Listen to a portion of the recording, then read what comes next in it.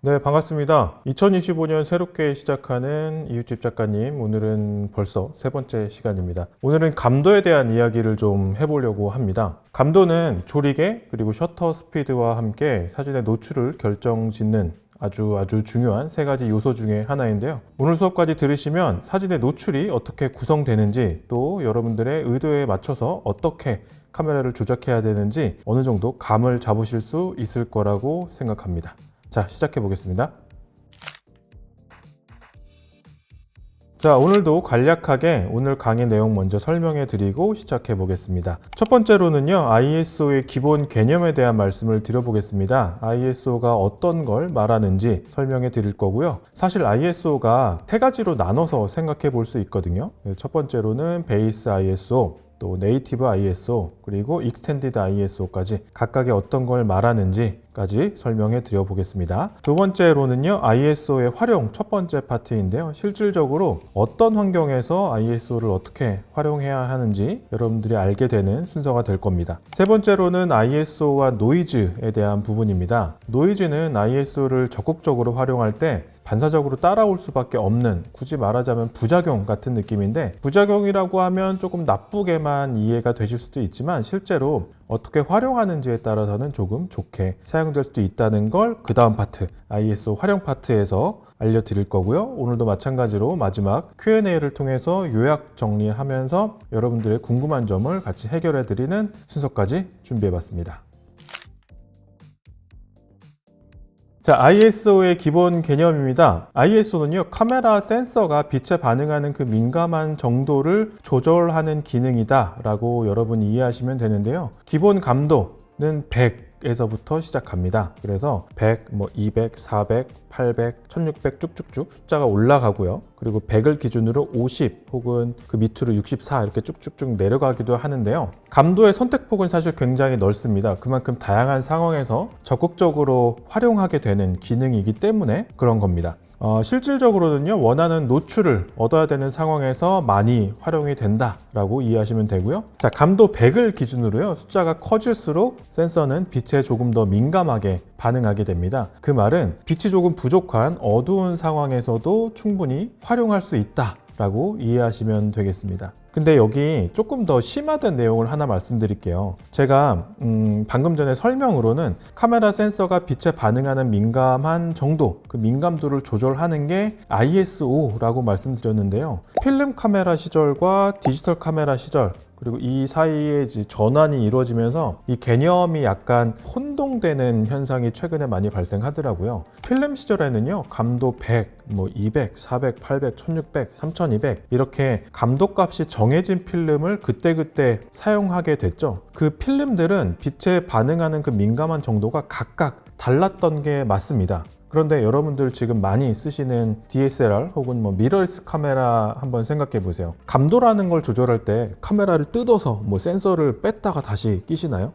그렇지 않죠. 그냥 카메라에서 감도 기능을 선택하는 것만으로도 감도의 설정을 바꿀 수 있는데요. 실제로 디지털 카메라에선요, 센서를 교체하는 방식이 아니라 빛에 반응하는 센서의 그 민감 정도, 디테일하게는 개인값이라고 하는데요. 그 개인값, 신호를 증폭시키는 방향으로 감도가 조절이 된다는 것도 사이드로 알아두시면 좋겠습니다.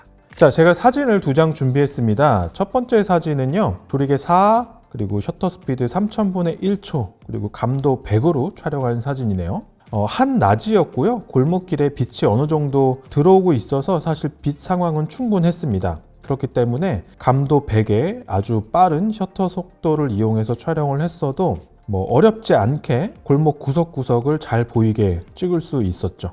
두 번째 사진은요, 거의 비슷한 공간을 밤에 촬영한 사진인데요. 조리개 2.8의 셔터 속도는 125분의 1초, 감도는 3200까지 올려야만 했습니다. 만약에 낮에 찍었던 조리개 4 3000분의 1초, 감도 100으로 밤에 촬영을 했다면요, 아마 아무것도 찍히지 않았을 겁니다. 찍혔더라도 아주 밝게 빛나는 가로등 정도만 조금 보이는 정도였을 것 같아요. 그런데 제가 원하는 건 가로등이 아니라 골목 구석구석에 앉아서 여유를 즐기는 사람들의 모습이었죠. 자, 그런데 이 두 장의 사진을요, 확대해 보면 조금 다른 거 보실 수 있을 겁니다. 먼저 첫 번째 사진 조금 확대해 보면요. 밝은 곳이나 어두운 곳이나 화면이 굉장히 깨끗하고 선명하게 보이죠. 제가 말씀드린 이 깨끗하고 선명하다는 거는 초점이 맞았는지의 여부와는 관계없이 그 화면의 질감 자체를 말씀드리는 겁니다. 자, 그런데 두 번째 사진 보시면요. 어떠신가요? 확대해서 보니까 작게 볼 때는 몰랐던 어떤 그 화면의 질감, 어떤 차이인지 눈에 보이시죠? 뭔가 우툴두툴하게 이 바닥에 있는 뭐 콘크리트나 벽의 질감이 아니라 화면 자체의 질감이 약간 이질적인 느낌이라는 거 바로 아실 수 있을 겁니다. 자, 이렇게 감도를 이용하면요. 어두운 곳에서도 충분히 사진을 찍을 수 있게 되지만 아까 말씀드렸던 부작용, 노이즈라는 것도 당연히 따라온다는 거 간단하게 두 장의 사진으로 설명드려 봤습니다. 자, 그럼 감도에 대해서 조금 더 심도 있게 들어가 보겠습니다. 첫 번째는 베이스 ISO, 기본 감도라고 부르는데요. 기본 감도는 센서의 최적의 성능을 발휘할 수 있는 그런 감도 세팅입니다. 일반적으로 최근에 나오는 사진용 카메라, 미러리스 DSLR 포함해서요. 대부분 감도 100을 기준으로 합니다. 사실 이전에 필름 시절에 나왔던 대부분의 그 필름들도 감도 100을 기준으로 했어요. 물론 그 중에는 160이나 그 이상의 감도 값을 가진 것들도 있었지만 감도는 베이스 감도, 기본 감도는 대부분 그 낮은 값을 유지하고 있습니다. 이 베이스 ISO에서는요, 센서가 최적의 성능을 발휘하기 때문에요. 사진의 질감 자체도 가장 깨끗하고 노이즈도 적고 또 다이나믹 레인지도 최대한 확보된다라고 여러분들이 알고 계시면 됩니다. 다이나믹 레인지는 뭔지는 저희 예진 PD님이 여기 밑에 설명을 해 주실 거예요. 자, 그럼 베이스 ISO, 기본 감도는 언제 활용해야 되냐? 좀 전에 보셨던 사진처럼 빛 자체가 충분히 있고 여러분들이 촬영의 의도 자체가 화질 자체를 극상으로 끌어올리고 싶다 라는 상황에서는요, 다른 선택할 필요 없이 베이스 ISO를 선택하시면 되는데 그 베이스 ISO는 대부분 카메라에서 기본으로 지원하는 감도 100이다 라고 알고 계시면 되겠습니다. 이전에 간혹 몇몇 카메라에서는요, 감도 200을 베이스 ISO로 지원하기도 했습니다. 그래서 여러분들 카메라 매뉴얼 한 번씩 살펴보시면은 거기에 기본 감도가 몇이다 라고 나와 있을 거예요. 저희 사진 강의이긴 하지만 영상을 찍는 분들도 간혹 좀 보고 계신 것 같더라고요. 그래서 설명드리자면요, 똑같은 카메라라고 하더라도요, 사진을 찍을 때와 영상을 찍을 때 그 베이스 ISO, 기본 감도가 조금 다르게 작동하기도 합니다. 사진은 스틸컷, 그 한 프레임을 담아내기 때문에 데이터를 한 번에 처리해야 되는 양이 많더라도 크게 카메라상에 무리는 없는 편인데, 영상은 그렇지가 않죠. 1초에 24프레임 혹은 30프레임 혹은 60프레임, 120프레임까지 처리를 해야 되기 때문에 사진보다는 다이나믹 레인지가 조금 작게, 좁게 구성되는 특징이 있습니다. 데이터 처리량이 그만큼 많아지기 때문이겠죠. 그렇다 보니까요, 다이나믹 레인지를 조금 줄이더라도 사진보다는요, 제한된 범위 내에서 최대한의 그런 효과를 얻기 위해서 기본 감도를 조금 높게 설정하는 경향이 있습니다. 그래서 영상을 촬영할 때는요, 베이스 ISO가 400, 800 혹은 1600까지 올라가는 경우도 있다는 거. 여러분들이 갖고 계신 미러리스 카메라로 사진을 찍을 때나 영상을 찍을 때 그 기본 감도의 설정이 조금 달라질 수 있다는 의미니까요. 사진뿐만 아니라 영상을 함께 즐기시는 분들이라면 꼭 매뉴얼 참고하셔서 기본 감도 설정을 숙지하셔야 합니다. 자, 두 번째는요, 네이티브 ISO라고 합니다. 사실 이 네이티브 ISO는 굳이 한글로 번역해서 말은 잘 안 하는 것 같아요. 근데 일반적으로는 기본 성능 감도다 라고 이해하시면 됩니다. 이 말은 무슨 말이냐면요, 센서의 그 하드웨어에서, 그러니까 센서 자체에서 신호의 증폭 없이 직접 지원하는 감도 범위다 라고 생각하시면 됩니다. 그러니까 네이티브 ISO에는 좀 전에 설명드렸던 그 베이스 ISO가 포함이 될 수도 있고 포함되지 않을 수도 있는 거죠. 베이스 ISO는 특정 값, 감도 100 혹은 아까 말씀드린 800, 1600이라는 값 자체라면 네이티브 ISO는 감도 설정 범위라고 생각하시면 되는데요. 최근에 나온 카메라들을 제가 쭉 살펴보니까요, 감도 100에서부터 6400 혹은 12800까지는 네이티브 ISO 범위로 조절이 되는 걸 확인했고요. 비교적 조금 예전에 나온 카메라들은 100에서 한 6400 정도까지, 그리고 더 이전에 나온 디지털 카메라들은 100에서 1600 정도까지 조절이 되는 것도 확인했습니다. 자, 좀 전에 베이스 ISO에서도 영상 촬영자분들을 위한 약간의 팁을 제가 곁들였는데요. 이번에도 함께 말씀드려 볼게요. 최근 출시된 영상용 미러리스 카메라들은요, 듀얼 네이티브 ISO 혹은 듀얼 베이스 ISO라고 해서요, 베이스 ISO를 두 개를 선택할 수 있게 되어 있습니다. 말 그대로 듀얼인 건데요. 기본 감도를 낮은 세팅으로 하나, 또 높은 세팅으로 하나, 두 개를 선택할 수 있게 해 놓은 거죠. 어두운 곳에서도 그 카메라의 최대한 성능을 발휘할 수 있게 하기 위해서요. 그래서 이건요, 어떤 카메라가 베이스 ISO가 얼마냐라는 거를 지금 다 말씀드릴 수 없을 만큼 너무나도 다양합니다. 한 브랜드 내에서도 어떤 센서를 사용하는지에 따라 달라지기 때문에 이 역시 여러분들 카메라 매뉴얼을 좀 확인해 보셔야 될 것 같습니다. 대표적으로 영상에서 많이 쓰이는 카메라 두 가지만 말씀드려 보자면요, 저희가 소니를 사용하고 있기 때문에 소니 브랜드로 말씀드려 볼게요. 알파7S 마크 3라는 카메라는요, 기본 베이스 ISO 영상을 찍을 때요, 기본 감도가 640 그리고 12800에 두 가지로 구성되어 있고요. 역시나 같은 브랜드의 FX3라는 카메라, 저희도 영상 작업을 할 때 종종 사용하는 카메라인데, 그 카메라는요, 베이스 ISO가 800과 12800으로 나눠져 있습니다. 이런 차이가 있다는 거 알고 계시면 도움이 될 겁니다. 세 번째로는 확장 감도입니다. 익스텐디드 ISO라고 하는데, 카메라가 그 하드웨어적으로 지원하는 기능은 아니지만 소프트웨어적으로 확장해서 사용할 수 있게 만들어준 감도다라고 여러분들 이해하시면 됩니다. 말씀드린 대로 하드웨어 상에서 지원하는 그 감도의 범위는 아니다 보니까요, 일정 부분 손해는 발생합니다. 어떤 손해냐? 당연히 화질의 손해겠죠.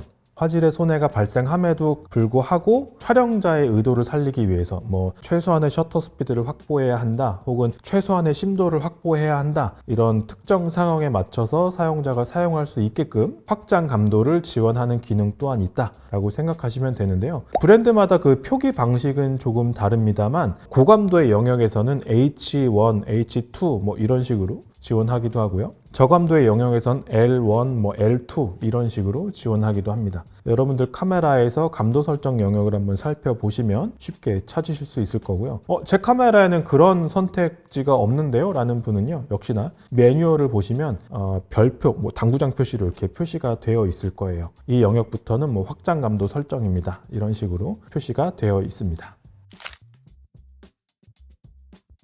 자, 그럼 이번에는 ISO의 그 경향성을 한번 이야기해 보겠습니다. 지금 제 앞으로 숫자가 50부터 100, 200, 400, 800, 6400까지 나와 있고요. 주황색으로 표시된 이 100이 기본 감도인 상황입니다. 이전에도 조리개나 셔터 스피드 때도 말씀드렸지만, 감도의 설정 범위도 사실 지금 제 앞에 표시된 이 숫자들보단 더 넓습니다. 자, 경향성을 보면요, 왼쪽으로 갈수록 숫자가 작아질수록 우리는 감도를 낮춘다라고 이야기를 합니다. 그리고 감도가 낮아진다면 동일한 조리개와 셔터 스피드 세팅에서 사진은 어두워질 거고요. 하지만 노이즈는 적어질 겁니다. 반대로 숫자가 점점 커지는 오른쪽으로 진행해 보면요, 감도를 높인다라고 이야기를 하고요. 동일한 조리개 값 그리고 셔터 스피드 값에서는 사진이 점점점 밝아질 겁니다. 하지만 노이즈가 많아진다는 거, 이 경향성을 파악하시면 됩니다. 자, 감도 100이 화질이 가장 좋다는 거, 하지만 여러분들이 원하는 특정 조리개 값과 셔터 속도 값이 있을 때 감도 100으로 놓고 찍었는데 생각보다 화면이 너무 어둡다 라면 그 상태에서는 감도를 이용해서 노출을 확보해야 한다는 거죠. 말로 설명드리면 조금 어려울 수 있어서요, 지금 제가 있는 이 상황에서 한번 촬영을 해볼게요. 자, 지금 제가 촬영을 하고 있는 이 공간은 사실 요 위에 조명이 있어서 조금 밝게 세팅되어 있는데요, 제 앞쪽에 저희 PD님이 저를 보고 계신 저 뒤쪽은 조명이 하나도 없어서 조금 어두운 상황입니다. 제가 이 상태에서 저를 찍고 있는 카메라부터 PD님, 그리고 뒤에 있는 그 벽에 액자까지 충분히 선명하게 찍기 위해서 조리개를 5.6으로 세팅하고요. 그리고 셔터 스피드는 제가 흔들리지 않고 찍을 수 있는 60분의 1초로 세팅을 했어요. 화질을 좋게 해서 찍고 싶기 때문에 감도 100으로 설정하고 한번 찍어 보겠습니다. 자, 이 상태에서 하나를 찍으면요, 지금 사진이 나왔는데 여러분들 함께 보고 계시죠? 어떠신가요? 뭘 찍었는지 알 수 없을 만큼 아무것도 보이지 않네요. 자, 이 상태에서 제가 감도를 조금 높여 보겠습니다. 감도를 400까지 먼저 한번 올려볼게요. 400 정도 올려놓고 같은 위치에서 한 장. 자, 찍었습니다. 좀 전에 감도 100일 때보단 조금 더 밝아졌네요. 그런데 여전히 제가 원하는 정도의 밝기는 아니에요. 그리고 감도를 더 올려야 될 것 같으니까 800까지 한번 올려볼게요. 자, 감도 800입니다. 조금 더 밝아졌지만 여전히 제가 원하는 정도는 아니에요. 자, 마지막으로 1600까지 한번 올려보겠습니다. 이 정도면 제가 어느 정도 원하는 밝기까지 온 것 같습니다. 자, 지금 같은 상황에서 사진 4장을 제가 촬영한 거를 보고 계신데요. 어떠신가요? 감도가 높아질수록 노이즈가 많아진다는 게 어떤 의미인지, 또 감도가 낮아질수록 사진이 어두워진다는 게 어떤 의미인지 한눈에 보이시겠죠?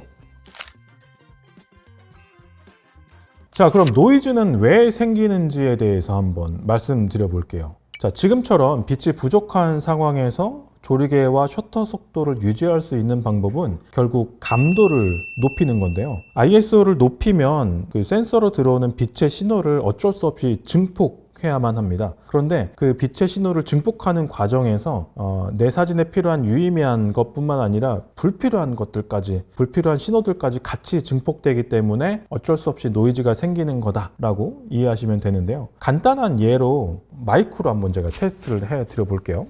사진을 찍는 과정과 매우 유사하게 한번 연출을 해볼게요. 제가 마이크를 제 입에서부터 한 뼘 정도 거리에 놓고요. 지금 제 앞에 있는 원고를 한번 읽어보겠습니다. 빛이 부족한 상황에서 조리개와 셔터 속도를 유지할 수 있는 방법은 감도 설정을 높이는 것입니다. 빛이 부족한 상황에서 조리개와 셔터 속도를 유지할 수 있는 방법은 감도 설정을 높이는 것입니다. 자, 이번에는요, 이 마이크를 제가 테이블 끝에 놓고요. 원고를 한번 읽어볼게요. 빛이 부족한 상황에서 조리개와 셔터 속도를 유지할 수 있는 방법은 감도 설정을 높이는 것입니다. 빛이 부족한 상황에서 조리개와 셔터 속도를 유지할 수 있는 방법은 감도 설정을 높이는 것입니다. 어떠신가요? 제가 마이크를 첫 번째 위치보다 좀 멀리 놓고 촬영했을 때 제 목소리가 훨씬 더 작게 담겼죠. 제 목소리가 작게 담긴 거를 빛이 부족한 상황이라고 한번 생각해 보세요. 그럼 이 부족한 빛을, 이 부족한 소리를 증폭시키면 어떻게 될까요? 마이크 볼륨을 똑같이 한번 맞춰볼게요. 빛이 부족한 상황에서 조리개와 셔터 속도를 유지할 수 있는 방법은 감도 설정을 높이는 것입니다. 빛이 부족한 상황에서 조리개와 셔터 속도를 유지할 수 있는 방법은 감도 설정을 높이는 것입니다.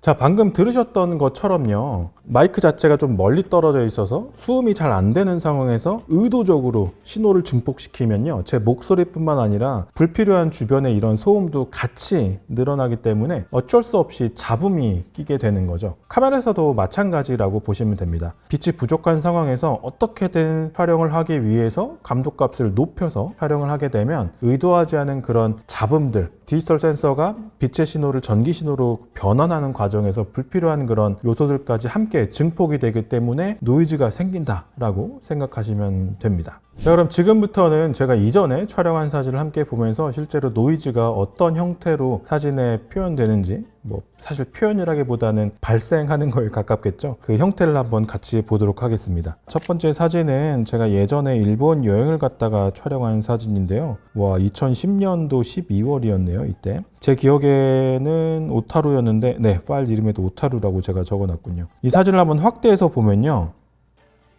밝은 영역에서는 지금 밝게 빛나고 있는 이런 간판들에서는 사실 노이즈가 있는지 여부가 잘 보이지 않습니다. 그런데 간판 옆으로 조금만 비껴놔서 조금 어두운 곳을 가보면요, 어떠신가요? 특정 부분이 마젠타 혹은 그린, 이런 색깔이 좀 점점점점 이렇게 박혀 있는 것처럼 보이시죠? 그 주변으로 보면 볼수록 지금 이런 형태의 뭔가 의도하지 않은 이런 색깔이 보이는 거 보실 수 있고요. 바닥에 깔려있는 눈밭을 보더라도 눈밭이 조금 모호하긴 하지만 살짝 녹색빛이 도는 것도 보실 수 있습니다. 전반적으로 화질 자체가 아주 깨끗하지 않고 색의 경계도 조금 모호한 거 보실 수 있을 거예요. 자, 두 번째 사진입니다. 이 사진 역시 제가 밤에 촬영한 사진인데요. 상황을 말씀드리자면 버스 정류장이었고요. 버스 정류장에서 버스를 기다리는 사람이 있어서 그 실루엣이 너무 아름다워 보이더라고요. 그래서 그 도로를 지나는 주변 그 자동차의 전조등 빛을 받아서 이 사람 실루엣이 밝게 빛났을 때 그 타이밍에 맞춰서 사진을 찍었습니다. 매우 어두운 환경이었어요. 그래서 감도를 좀 많이 올려서 촬영했고요. 작게 볼 때는 사실 뭐 노이즈나 이런 게 잘 눈에 보이진 않습니다. 그런데 마찬가지로 어두운 영역을 조금 확대해서 볼게요. 어떠신가요? 생각보다 화질이 좀 많이 떨어지죠? 사진의 전반적인 형태가 뭐 디테일이 강조되는 사진은 아니다 보니까 화질이 아주 저하됐다는 느낌을 못 받으실 수도 있긴 해요. 그런데 잘 확대해 보시면 이렇게 면으로 표현되는 이 길거리에서 버스를 기다리던 남자의 얼굴면이나 혹은 그 주변 모습으로 뭔가 화면이 지글지글하게 끓어오르는 듯한 면을 보실 수 있을 겁니다. 자, 세 번째 사진은요. 제가 미얀마에서 촬영한 사진이고요. 농수산물 시장이었던 걸로 기억을 해요. 감도는 6400을 이용했습니다. 매우 이른 아침이었고요. 농수산물 시장이 한낮이라고 하더라도 지금 보이시는 것처럼 곳곳에 이런 농산물을 옮기기 위한 박스가 쌓여있기 때문에 빛 상황이 아주 좋지 않았습니다. 그래서 감도를 높일 수밖에 없었고요. 마찬가지로 사진을 확대해 보면요. 이 사진은 더 노이즈가 많이 껴있다는 거 보실 수 있을 거예요. 분명히 초점이 맞은 사진임에도 불구하고 색 경계가 또렷하지 않고 조금 뿌연 느낌이 든다는 거 보실 수 있겠습니다. 자, 실제로 노이즈는 이런 식으로 위색이라고 하죠. 실제 촬영할 당시에는 보이지 않았던 그런 색깔, 뭐 레드, 그린, 블루 이런 세 가지 색깔 위주로 노이즈가 표현되는데요. 이런 것들을 컬러 노이즈라고 하고요. 컬러 노이즈는 아니지만 화면에 지글지글한 형태로 표현되는 거, 이거를 휘도 노이즈라고 합니다. 사실 그 두 개를 정확히 구분해서 알고 있어야만 하냐, 뭐 그렇진 않아요. 그런데 뭐 그렇게 구분할 수 있다는 거 정도만 알아두시고요. 제가 자료를 찾다 보니까 카메라 센서에 따라서 노이즈가 어떤 형태로 표현되는지를 시뮬레이션 해놓은 자료가 있어서 한번 가져와 봤어요. 지금 보시는 이 이미지들이 카메라 센서에서 발생하고 있는 노이즈의 패턴을 시각화해 놓은 것이라고 보시면 됩니다. 카메라 기종이 특정되어 있진 않은데요. 대부분 이렇게 가로 형태로 줄줄이 표현되거나 혹은 세로 형태 혹은 타원 형태로 특정한 패턴이 보이는 걸 보실 수 있습니다. 이런 형태가 실제 센서가 어떻게 구성되어 있는지에 따라서 달라지는 형태라고 보시면 되고요. 이런 패턴화되어 있는 노이즈가 여러분들이 촬영을 하실 때 그 위에 더 씌워진다. 뭐 의도적으로 씌우는 건 아니겠죠. 신호를 증폭하는 과정에서 자연스럽게 더 씌워지는 형태로 더해진다라고 생각하시면 됩니다. 자, 그럼 여기까지 감도에 대한 설명은 마쳤습니다. 저희가 이전에 알려드렸던 조리개, 그리고 셔터 스피드, 그리고 오늘 감도까지 이 세 가지를요. 노출 삼각형, 익스포저 트라이앵글이라고 해서 사진에 혹은 영상에 그 밝기, 노출을 맞출 때 가장 기본적인 세 가지 요소라고 이야기를 하는데요. 실제 이 세 가지가 각각 영향을 주고받습니다. 무슨 말이냐 하면 여러분들이 특정 값으로 이 세 가지 요소들을 세팅해 놨을 때 적정 밝기다 라고 하면요. 빛 조건이 바뀌지 않는 상황에서는 조리개 값만 바뀐다면 당연히 셔터 속도나 감도 값이 바뀌어야만 적정 노출이 유지되고요. 조리개와 셔터 속도가 유지되는 상태에서 감도 값을 바꾼다면 적정 노출이 바뀔 수 있다라는 의미이기도 합니다. 자, 이런 설명을 말로만 드리면 조금 어렵죠? 그래서 제가 온라인에서 여러분들도 시뮬레이션 할 수 있는 사이트를 가져와 봤는데요. 첫 번째는요. dma.fi/exposure라고 검색하시면 이런 사이트를 보실 수 있습니다. 익스포저 트라이앵글 시뮬레이터 3.0이라고 되어 있네요. 어떤 분이 그 노출 삼각형, 조리개 셔터 스피드 감도를 시뮬레이션 할 수 있게 이렇게 만들어 놓은 사이트인데요. 제가 좀 확대를 해 놓고요. 촬영자가 강 앞에 있는 상황인 것 같네요. 그리고 하늘 위로 3마리의 오리가 날아가고 있는 장면입니다. 자, 먼저 빛이 밝은 날로 상황 설정을 해보고요. 오리가 날아가고 있는 장면이니까 조금 빠른 셔터 스피드를 한번 설정해 볼게요. 자, 셔터 스피드 슬라이드 바를 왼쪽으로 옮겼을 때 제 생각에 한 250분의 1초 정도면 뭐 괜찮을 것 같습니다. 그리고 저는 오리만 선명해 보이고 멀리 보이는 산은 조금 흐렸으면 좋겠어요. 그래서 조리개 값은 제가 설정할 수 있는 좀 낮은 값인 2.8을 써보겠습니다. 자, 이 상태에서 화면을 보면요. EV 플러스 4라고 나와 있는데요. 이 EV는 익스포저 밸류라고 해서 적정 노출보다 지금 내 스탑, 밝기가 4단계나 더 밝습니다 라는 표시라고 볼 수 있고요.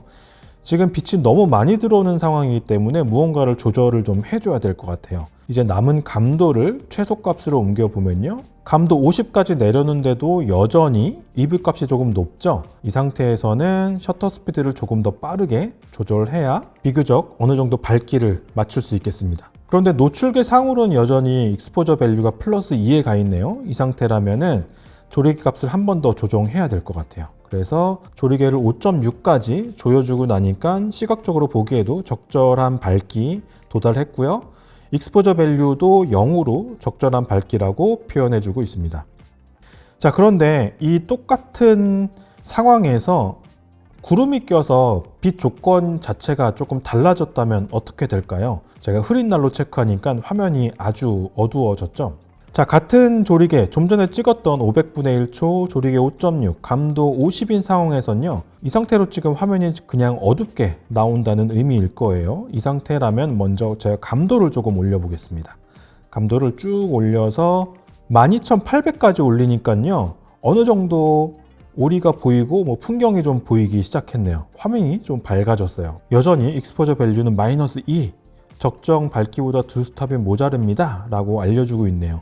그렇다면 제가 조금 더 셔터 속도를 느리게 하더라도 저는 일단 흔들리지 않고 사진을 찍을 수 있을 것 같아서 셔터 속도를 조금 낮춰볼게요. 125분의 1초까지 낮췄더니 적정 밝기가 완성이 됐네요. 셔터 스피드 125분의 1초, 조리개 5.6, 감도 12800에서 적정 노출이 되었습니다. 자, 그런데 여러분 화면 한번 보세요. 아까 감도 100일 때는 오리나 그 강 혹은 그 뒤에 산 그리고 하늘까지 깨끗하게 표현이 됐는데 감도를 12800까지 올려놨더니 화면에 노이즈가 잔뜩 끼었죠. 이렇게 감도를 높이면 특정 상황에서 원하는 셔터 스피드와 조리개 값을 이용해서 사진을 찍을 수는 있지만 노이즈가 낄 수밖에 없다는 거 여러분들 보실 수 있을 겁니다.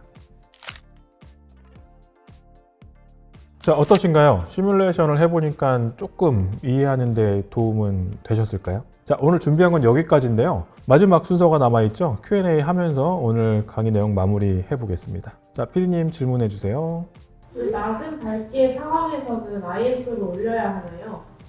주위의 광량이 부족하다면 어떤 형태로든 카메라에 적당한 양의 빛, 여러분들이 원하는 정도의 밝기, 사진을 찍기 위해서 필요한 그 최소한의 빛을 모아야만 하는데 특정 상황에서 조리개를 이미 충분히 다 개방했고 셔터 스피드도 여러분들이 쓸 수 있는 최저 셔터 스피드를 사용했음에도 빛이 부족하다면 감도를 올려야 하는 거겠죠. 쉽게 얘기하면요, 조리개와 셔터 스피드 속도 조절이 어려운 상황에서는 감도를 높여서 빛의 신호를 증폭해야 된다라고 이해하시면 되겠습니다. ISO를 높게 설정하면 노이즈가 발생하는 건 피할 수 없나요? 네, 안타깝지만 피할 수는 없습니다. 감도값을 올리게 되면요, 빛의 신호를 증폭하는 과정이 분명히 발생하겠죠. 그 상황에서 노이즈는 피할 수 없는데요. 실제로 지금 저희 스튜디오에서 촬영했던 샘플 사진을 한번 보시면요, 작게 볼 때는 크게 차이가 안 나는데 이렇게 확대해서 보시면요, 감도가 높아짐에 따라서 이렇게 노이즈가 생긴다는 거 보실 수 있습니다. 이렇게 생각하시면 돼요. 노이즈를 감수하고서라도 내가 원하는 셔터 스피드나 조리개 값을 찍어야 하는 상황이라면 그렇게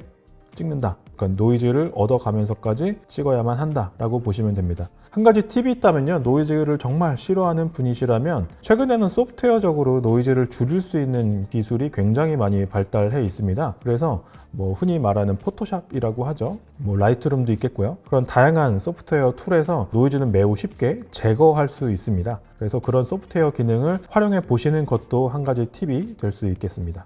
필름 카메라에는 아사, DIN이라고 설정하는 부분이 있던데 그게 감도 설정인가요? 필름 카메라에는 아사, DIN 모두 감도를 의미하는 숫자 맞습니다. 그런데 유래가 조금 달라요. 아사는요, 아메리칸 스탠다드 어소시에이션이라고 미국에서 정해진 그 감도의 규격이라고 보시면 되고요. D는 독일에서 정해진 감도입니다. 그래서 묘하게 미국 쪽에 많이 수출됐던 카메라들은 아사라고 표시를 하고요. 독일 태생의 브랜드들은 DIN이라고 예전 필름 카메라의 경우에 그렇게 표시가 되어 있는데요. 이 둘이 통합되어서 지금은 ISO라는 규격만 사용하고 있습니다. 그래서 최근에 나오는 필름들 혹은 최근에 나온 대부분의 디지털 카메라에는 ISO라고 한글로 번역하면 당연히 감도라고 표현을 하고 있습니다. 그런데 과거에 나온 카메라에는 ASA 혹은 DIN으로 표기가 되기도 한다라고 알고 계시면 되는데, 간혹 최근에 필름 카메라들을 많이 사용하시는 분들 중에 이런 오해를 하는 분들이 계세요. 아, 그럼 내 카메라에서도 어떤 필름을 넣든지 이 아사를 800, 1600으로 올리면 그렇게 설정이 되는구나 라고 생각하시는데, 필름 카메라는 절대 그렇지 않습니다. 그 해당 값에 맞는 필름을 넣어 주셔야 그 감독값 그대로 활용할 수 있다는 거 절대 잊으시면 안 됩니다. 필름 사진의 느낌과 디지털 사진에서의 노이즈 느낌은 조금 다르지 않나요? 네, 다릅니다. 자, 필름에서 나타나는 노이즈 패턴은 우리가 그레인이라고 부르는데요. 자연스러운 질감이 있습니다. 그래서 필름 브랜드마다 필름 브랜드 안에서도 다양한 필름 종류에 따라서 특정한 질감, 그런 패턴이 나타나서 선택해서 쓰는 맛이 있었는데요. 최근에 그 디지털 카메라에서는 그런 재미는 조금 떨어지죠. 또한 그런 브랜드마다의 그런 특장점이랄까요? 없는 건 아니지만 필름을 쓸 때만큼 재밌진 않습니다. 그래서 디지털 카메라, 디지털로 생성된 그런 데이터에도 필름 시절의 느낌을 재현할 수 있는 그 시뮬레이션 할 수 있는 장비들, 플러그인이라고 흔히들 이야기하죠. 그런 플러그인들이 굉장히 많이 개발되어 있는데요. 대표적으로 디엔서라는 프로그램이 있습니다. 디엔서 필름 에뮬레이션이라고 되어 있는데요. 여기 예시를 보시면요. 필름 그레인만 한번 보시죠. 자, 지금 보시는 이미지는 분명히 디지털로 촬영된 이미지일 거예요. 그런데 이 디엔서라는 플러그인을 이용하면요. 이런 식으로 필름의 그레인을 넣을 수 있는 기능이 있습니다. 사실 디테일은 조금 손해를 보는 거죠. 그런데 자연스러운 필름 룩을 입혀준다라고 보시면 되겠습니다. 이런 플러그인의 장점이라면요, 다양한 브랜드의 필름의 그 입자감, 그레인을 살려볼 수 있다는 건데요. 디지털 카메라에서는 그렇게 다양한 노이즈 패턴을 입히기가 쉽지가 않잖아요. 그래서 이런 에뮬레이션 툴을 이용하실 경우에는 감도를 최대한 낮게 설정해서 노이즈가 최대한 없는 깨끗한 이미지 상태로 원본 데이터를 만드시고, 그 이후에 이렇게 다양한 에뮬레이션 값을 이용해서 여러분들이 원하시는 그 필름 룩을 만들어 내실 수도 있습니다. 자, 오늘 준비한 순서 여기까지입니다. 저희가 30분 강의를 목표로 하고 있는데 안타깝게도 오늘도 조금 넘기지 않았을까 싶네요. 이웃집 작가님은 매주 토요일 오후에 여러분들을 찾아가고 있습니다. 아직 강의로 풀어드려야 할 이야기가 아주 많은데요. 여러분들 궁금한 내용 있으시다면 언제든 댓글 남겨주시고요. 좋아요와 구독도 함께 부탁드립니다. 감사합니다.